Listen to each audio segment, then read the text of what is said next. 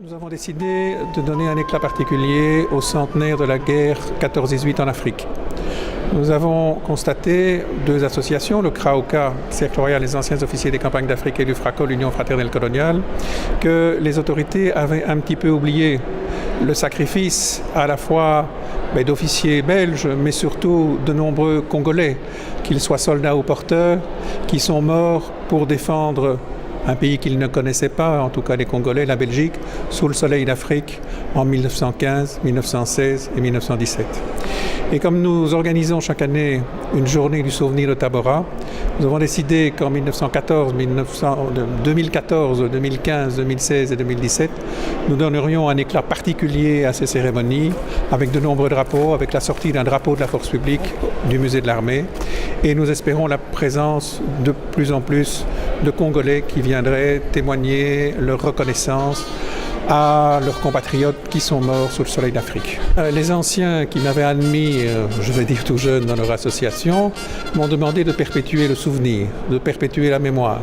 Et comme la plupart ne sont plus capables de le faire, j'ai essayé de rassembler autour de moi d'abord des fils et des filles d'anciens combattants et essayer de trouver des plus jeunes qui puissent conserver ce devoir de mémoire qui s'estompe malheureusement, surtout pour les campagnes d'Afrique.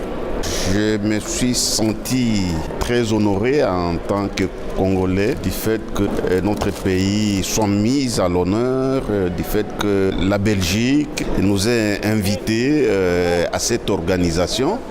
Et surtout, j'ai été très content, très émerveilleux de mots combien aimables, des éloges prononcés à l'occasion sur le Congo.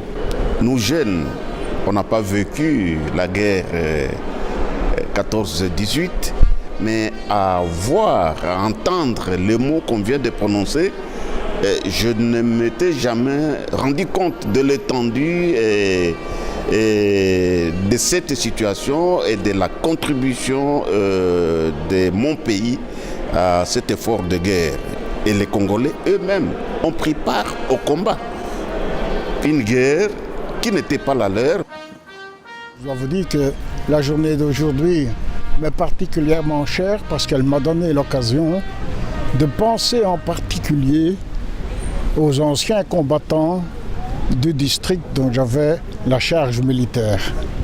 Nous voyions ces anciens combattants qui étaient d'une fierté incroyable. Je regrette que souvent on dit que ce sont les Belges qui les ont entraînés dans une guerre qui n'était pas la leur. Ils étaient très conscients et bien conscients qu'ils participaient à une guerre qui défendait leur patrimoine. Et j'ai pensé tout particulièrement à eux ici devant ce monument. Au moment de l'indépendance, mes anciens combattants, si je peux les appeler comme ça, ont passé avec leurs frères d'armes belges, ont passé toute la nuit au monument aux morts. C'est particulièrement touchant et ça montre l'esprit de camaraderie qui existait effectivement entre les combattants, entre les anciens combattants blancs et noirs.